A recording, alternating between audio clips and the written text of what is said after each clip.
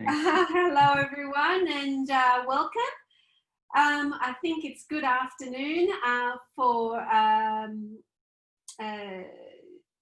some people and good evening for others and good morning for another group. So my name is Dr. Rihanna Price and I'm a Senior Lecturer and Academic Program Director of the Master of Human Resource Management here at the Faculty of Business and Law at the University of Wollongong. I thank you for joining me in this seminar today so that I can share with you some of the things that I've learned about leadership.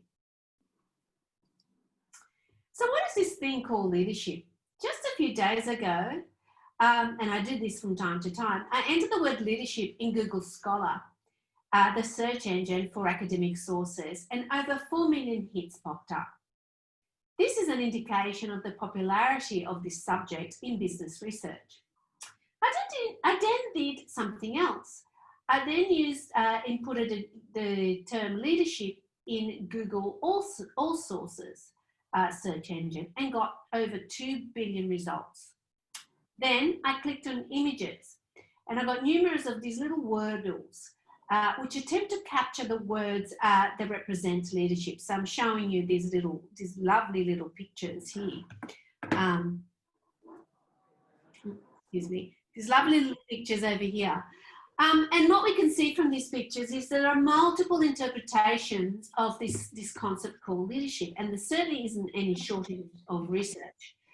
So some of the concepts and words that emerge from leadership is things like team. Hi, I think somebody's got the speaker on.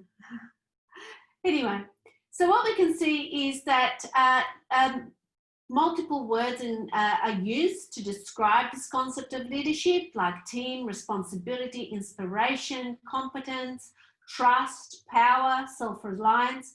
So there are multiple ideas that helps us understand this concept of leadership. There is certainly no shortage of research or certainly no shortage of interest in leadership. But here's my starting point. And this is kind of some general views about leadership and leaders. Leaders make things happen, but things make leaders happen. So leaders both create and are created. Leadership is a relationship, a subtle process of mutual influence. Leaders are in relationship with all aspects of organisations, people, systems, processes, and the internal, external environment. And all these things are in relationship with leaders. So to understand leadership, we need to understand all of these factors and how all of these factors interact. Leadership is not a distinct position. You can lead from anywhere. This means that there is an inherent difference between leadership and a hierarchical position of manager. And I'll come back to that a little later when I talk about the research landscape in the next slide. So I thought that it would be really good to just think about some of the leadership theories that have emerged over the last several decades. So the research has produced many explanations for leadership. Some commonly held ideas can be aggregated together. Some of the notions around leadership are about leaders have vision and focus, provide an image for the future, communicate standards for performance, and provide clear direction. They have passion, a deep personal and emotional commitment to the work and the people who do it. They have the ability to inspire trust and build relationships through honest behaviours and honesty, which is something that followers say they admire most about leaders. However, I wanted to think about the leadership landscape around 6 clusters of leadership theories. The first cluster, and the earliest cluster, is the trait theory of leadership cluster. And this suggests that leaders possess distinct personal characteristics One original theory, an early theory in this cluster was the great man theory, which reflects early thinking about leadership and dates back to ancient times. For example, the great man theory looked at characteristics such as intelligence, charisma, ambition, and dominance. So really in trait theories, researchers attempted to identify personal characteristics that caused effective leadership. So no longer viewed as providing good explanation of leadership, trait theory and aspects of that trait theory still emerge from time to time when leadership is talked about. The next group of theories are leadership style, or also known as behavioural theories of leadership. And these theories maintain that effective leadership depends on the leader's behavioural patterns. And so behavioural theories are really concerned with the observable behaviours of leaders. And these theories demonstrate a significant conceptual departure from trait theories because they focus on what leaders did, not who they were. Furthermore, if behaviour is observable, then attempts can be made to measure it, codify it, and find ways to teach it. So the focus then is about developing effective leadership behaviours to develop future leaders. Contingency theory talks about effective leadership depending on the situational contingencies of two kinds: the internal and external environment and the characteristics of followers. An effective leader adapts his or her style to suit the situation, the organisational context, and the nature of the employees and the work. Good leaders understand this contingency and adapt accordingly. Related to the contingency theories is the leader-member exchange theory, which focused particularly on one aspect of this contingency, people, and in particular, the quality of the leadership-follower relationship. These theories examine how leaders interact with people that report to them and how these interactions differ between different groups of direct reports. Following this, the leader-member exchange theory came transformational leadership theory that understands leaders as those who create a vision, provide a clear direction, harnessing the passion and commitment of followers. Transformational leaders work to motivate followers to make the necessary changes that are required to achieve organisational goals. Another area of leadership is situational leadership, and it differs from contingency theory again because it does focus on followers and assessing followers' readinesses in terms of the task that has been asked of them to complete and the followers' abilities to complete those tasks. And the idea behind the situational leadership model developed by Hersey and Blanchard is that the leader responds differently based on his or her assessments of followers. For example, by either taking a directive approach when there is low competency and high task complexity, either a more supportive approach or coaching approach when the situational variables differs, or opting for delegation. So this gives us an idea of the kind of thinking that has furnished our current thinking about leadership, which I discuss next. So clearly there are multiple ways to analyse leadership and understand it. Current thinking suggests that leadership is an activity, not a position. Therefore, we should focus on what is done and by whom and in which context. We need to focus both on leaders and followers, but also on situational conditions. Leadership is distinct from management. Management means to have authority embedded in a hierarchical position that one holds. Now, this is not to say that leaders don't have hierarchical authority. This is often the case. But leadership also implies consent. Leaders are able to lead not because where they sit necessarily in the hierarchical position, but because those that follow them recognise that they have legitimacy and therefore are willingly following their authority. Leadership is multilateral. This means that we need to be careful when studying and learning about leadership not to define leadership too narrowly. For example, defining it in terms of only what managers do. Leaders need skills in management, of course. Those skills are needed and are very, very important. But we need to think about leadership more broadly and think about a broader set of context within and beyond the organisation. This reasoning is linked to the next idea, where leadership is attributed to multiple levels in the organisation. So one can be a leader without being a manager. Managers can be both leaders and managers, but some managers cannot lead. Therefore, it is important to recognise that managers and leaders are not interchangeable concepts. Managing is about making the organisation work today, planning, organising, controlling. Leading is about moving towards the future, the longer term, by visioning, networking, building relationships that will facilitate the changes necessary for the organisation to be sustainable into the future. So both managing and leading is important in organisation, but there are different sets of practices at play. And finally, leadership is contextual and situated. None of us are independent actors, nor are leaders. Leaders shape, but are at the same time shaped by the context they lead in. Leaders' actions are responded to by those that they lead, and in turn those responses may enhance or inhibit the leader's capacity for future and further actions.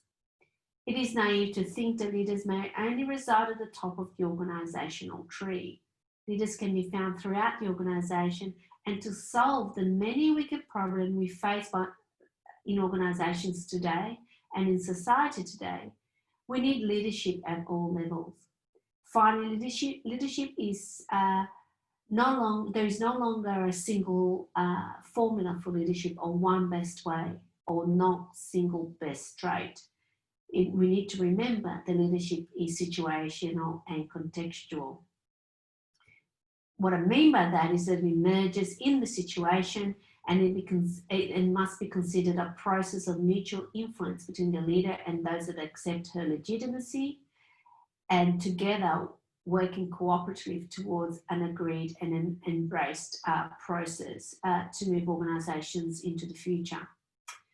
And I really think that no more recently than in the current times that we've seen this perspective of emergent, situated, collaborative leadership than in the many and varied responses to the COVID-19 crisis.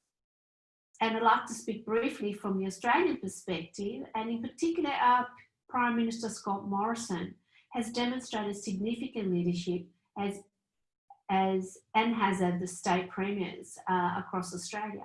However, the PM's approach has differed from those that have come before, as his leadership style has been strongly relational, focused on working collectively and cooperatively with the states, and recognising that only by working together with the states could we, Australia as a nation, respond to the COVID-19 crisis. But what's interesting to see is that leadership has not only been demonstrated by people in many positions which we would ordinarily not consider positions where leadership can emerge, but it has. And I'd like to give an example of the doctor that came up with the idea of drive-through testing for COVID-19 in the parking lot outside his medical practice, or all the medical officers. But even our supermarket workers and the trucking companies who coordinate and change ways of working at a remarkable pace to respond to the growing crisis. And even our teenagers who, well, certainly in the Australian context, have part-time work in the supermarkets have been considered leaders in terms of being essential workers, both in our supermarkets and our charities, and our teachers and learners who have become self-directed, switching from classroom-based learning to remote learning almost overnight. These are all examples of distributed leadership, some at the top, but some across all different levels of organisations. Now, when discussing leadership, we must also consider gender and the role that gender plays in our understanding and the practical enactment of leadership. The underrepresentation of women in senior positions is a key discussion point tonight. Here are some stats from S&P 500 US companies. Women currently hold 29 CEO positions, or only 5.8% of CEO positions in the S&P Fortune 500 companies, and this figure is comparable to the 7.4% reported for the Fortune 500 companies, which combines publicly listed and private companies. What we see in the latest figure from Fortune 500 is that there's been a 12% increase to 37 female CEOs, still a very low number. However, when comparing this to 20 years ago, we have a significant increase, because 20 years ago, there was just 2 women in CEO positions in these kinds of companies. This figure here highlights to us that although women workforce representation is about equal at 44.7% in these companies, men are definitely overrepresented in the upper tiers of the pyramid in leadership positions like high-level management, board of directors, and CEOs. When we take a more global perspective, moving to Europe and Asia, we see that the global average of women as CEO is below 10%. So globally, a little bit higher than the US figures reported. In the West, while Sweden leads with 15% CEOs being women, the figures for UK, Italy, France, Spain hovers around 9%. Germany and Australia are at the bottom of the pack, with only 4% of CEOs being women.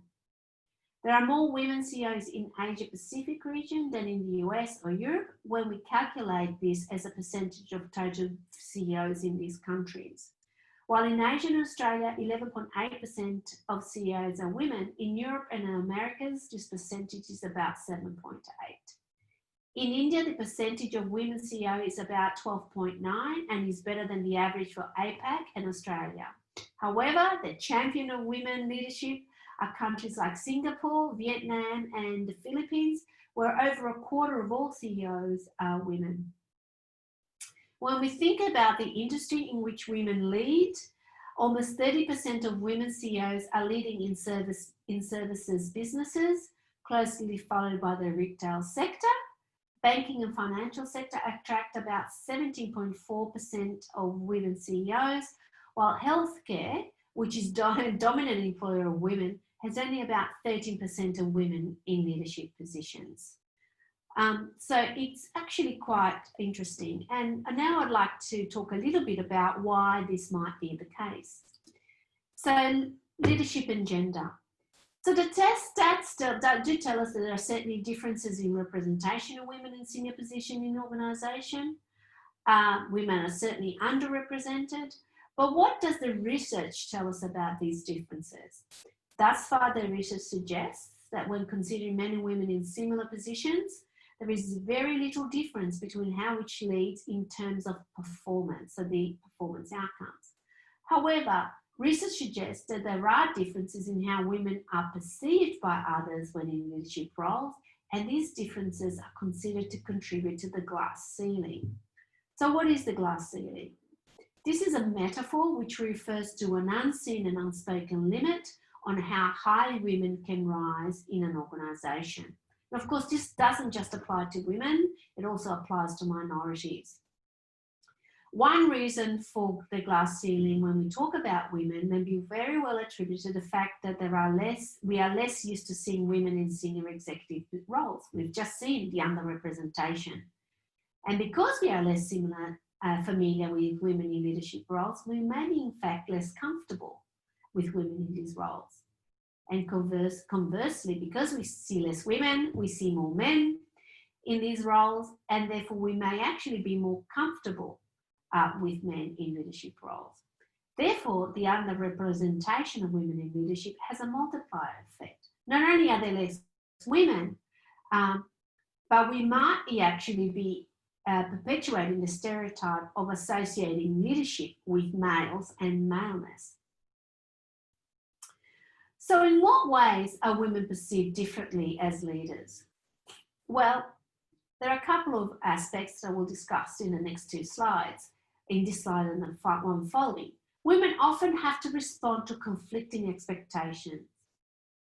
We have to manage the tightrope of being powerful and feminine at the same time. So what does this mean? Well, it goes to how we perceive men and women and certain kinds of behaviours. Research suggests that expressing anger, wanting power, and making unpopular decisions may be viewed as positive or neutral when enacted by men. But when these kinds of behaviours are viewed and enacted by women, these are viewed more negatively for women. We encounter discrimination not just in pace or in perception, but also in fairy tales. And I'll explain why this is important to think about actually fairy tales. You know, if you know about fairy tales, they tell kind of folklore stories that are deeply embedded in various sociocultural aspects of life. So if you think about fairy tales, think about how often in fairy tales women that are powerful are depicted as witches. Think of the Queen in Snow White, or if you are a modern Disney fan, there is an adaptation entitled Maleficent. Maleficent is a powerful but also vengeful and wicked godmother. She's depicted as a witch. So it goes to show then that women in powerful roles are not necessarily always depicted as benign characters. So it's associating a negativity towards powerful women.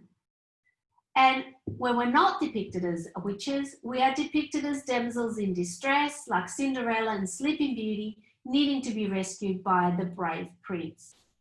So research suggests that this social cultural association of powerful women with evil and benign association with women as damsels in distress may produce often unspoken and unconscious biases that are embedded in how women are viewed more broadly in society and even in organisations.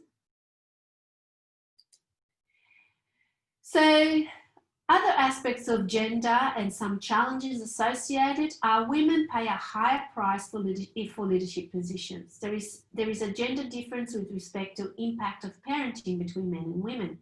Parenting has a positive impact for men, but a negative one for women. Research has shown that women are rated lower on almost everything if they are parents, but the opposite is true for men. When men are considered parents and family men, they're considered more stable, more solid. Men and women in senior position are often having greater family work conflict than men, even when the family situations are the same.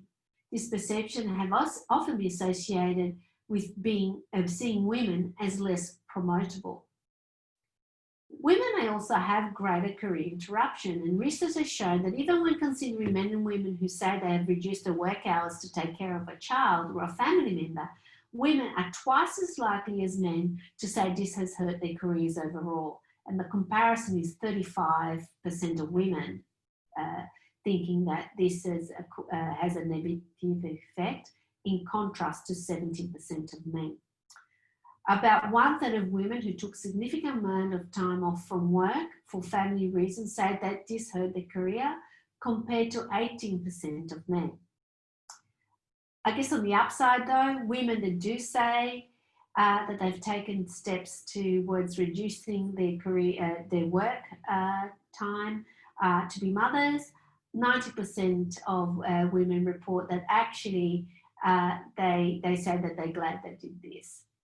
So, you know, motherhood can be quite an important aspect, and fatherhood, of course. So parents that choose to take career breaks recognise that this is an impact on their careers, but also recognise the importance of it. 70% of women in the study have identified that family and personal responsibility are the biggest barrier to their success. The workload of executive jobs, of course, are significant, and you know, and this often has to be coupled with work, child rearing, and housework, and so on. Of which, as we can see from the graphic here in green, women take the bigger load.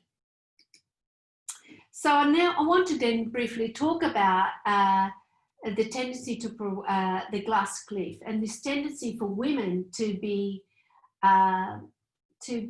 promoted when companies are actually in financial trouble.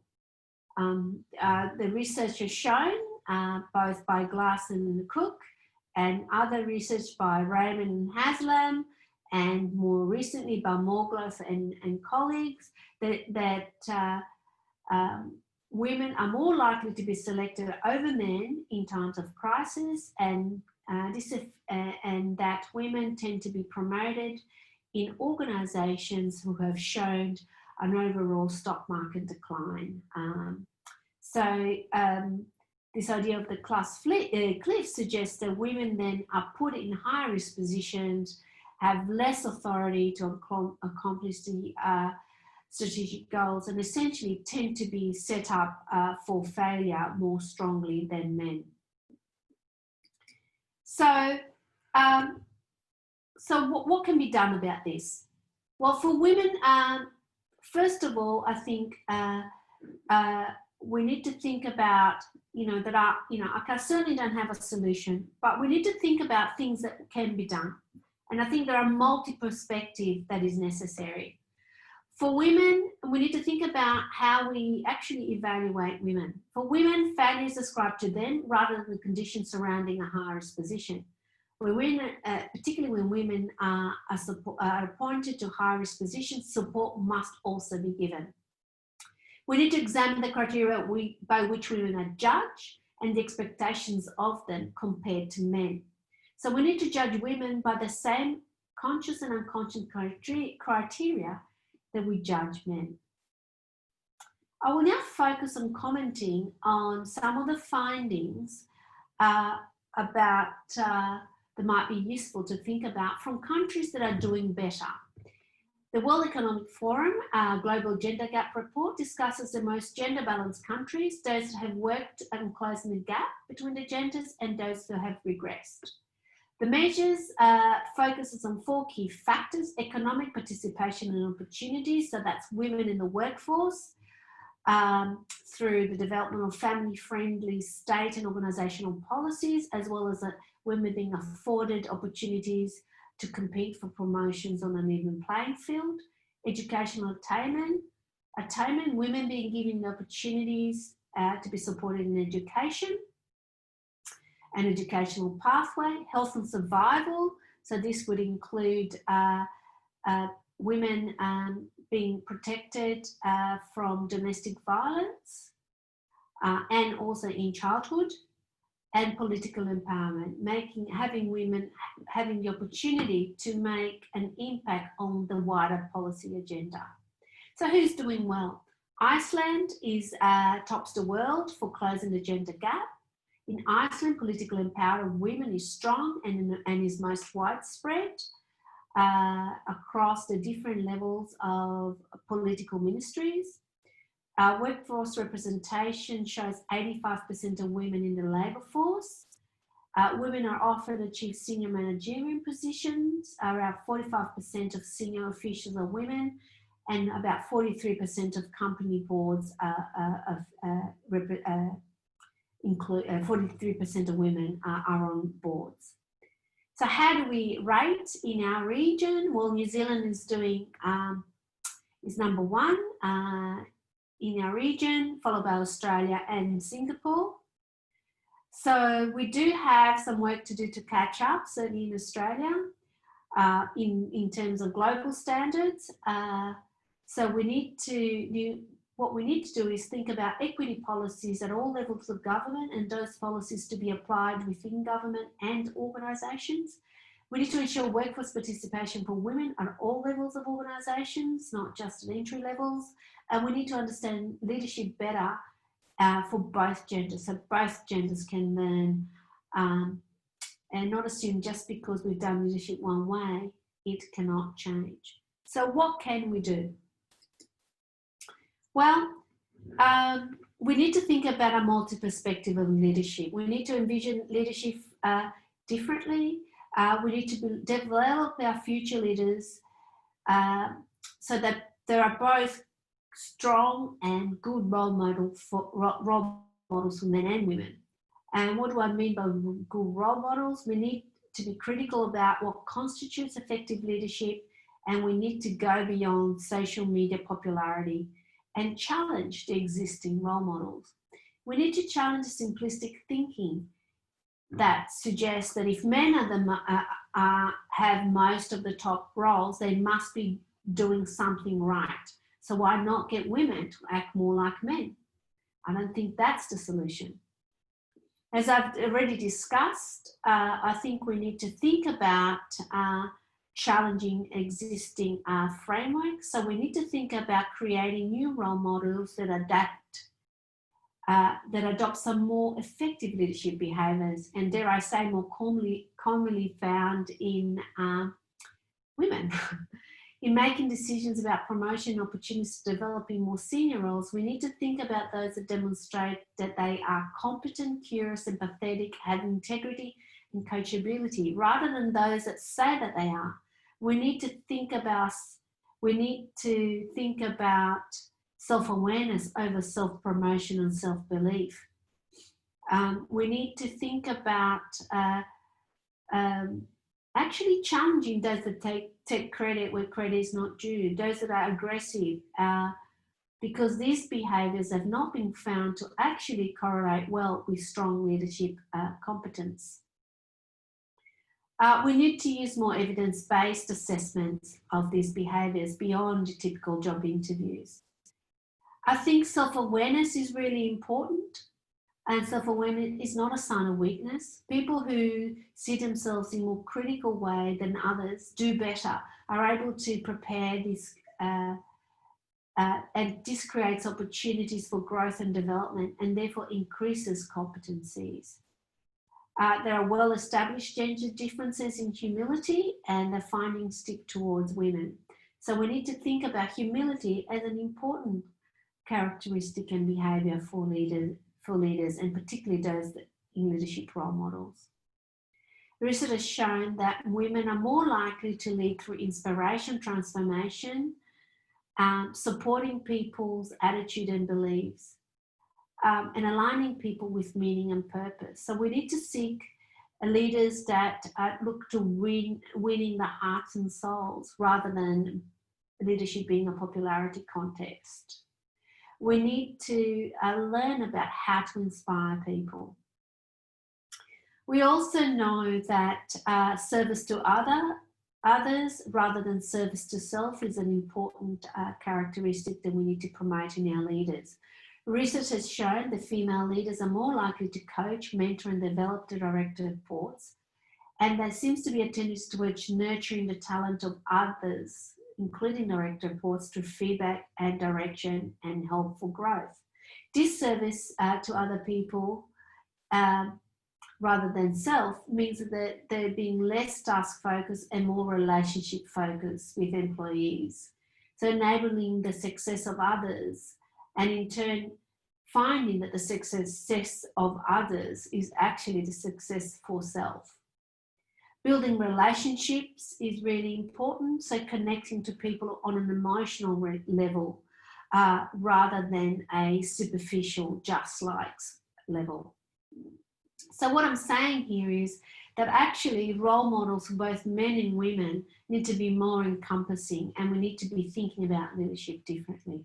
So in my concluding slides, I wanted to share with you the visions and the comments of two women that I really admire, who are real leaders in their field. So the first one is Zanya Robert, who's a co-founding director of Step 2 Foundation and a teaching academic in the Faculty of Business and Law at the University of Wollongong. Zanya established a Step 2 Foundation which supports development in Cambodia that for education and for other projects like health work, clean water and healthy food for children to reduce the likelihood of stunting growth. So leadership, her views on leadership are, when I asked her through your career, who has inspired you? And really, she talked about purpose, self-awareness and inspiration of others, and her role models being the Dalai Lama and Buddhist philosophies, and realised that good leadership is a result of both understanding self and others. So this idea of self-awareness was quite important for Zanya, and learning from others to perhaps take a non-traditional Western view. The other person that I admire is my colleague, is also a colleague like Zanya, and it's Professor Millicent Chan, the Discipline Leader for Finance Faculty, Business and Law. And as a woman, when I asked, as a woman leader, what has helped you succeed? And for her, it's been this empathy, this desire to make things better, compassion. Again, the connection with emotion and in connecting in relationship with others. And I said to her, well, what advice would you give young women about leadership? And she said to me, well, you know, you are born with good leadership, such as compassion, empathy, and respect. All you need is to learn how to harness these superpowers and let them come true. So to conclude, I'd like to say that there are multiple perspectives of leadership and we need these. I say multi-perspective because traditional leadership has been assessed and designed and learned by drawing predominantly on male models and role models. This of course leaves women out, and not only women but also other minorities. So I think we need to think about that leadership is widely accepted as a cure for all organizational ills, but this is also this is a wide misunderstanding. We need to understand that actually curing organizational ills require a distributed approach to leadership and leadership at all levels. Also, that many views fail to see leadership that is relational and contextual and distinct from power and position. I think leaders have power, but that power comes from legitimacy, not hierarchical position. I think we realise that women in leadership find both the glass ceiling and the glass cliff, and we need to change those conditions if we want a broader spectrum of role models in leadership positions. We need to learn from countries that have worked to close the gender gap. We need both men and women to seek out role models of leadership that are different. And there are things that can make leaders that we need to really draw, and that all leaders can learn from women, and women should not emulate a gendered conception of leadership, but actually should, like Mulan, which was one of my earlier images, fight like a girl and try to conclude, I guess, on a Disney metaphor. And I like the character of Mulan. She should fight like a girl and challenge the gender stereotypes of leadership. Okay, well, these are my references for the presentation. So it comes from the literature.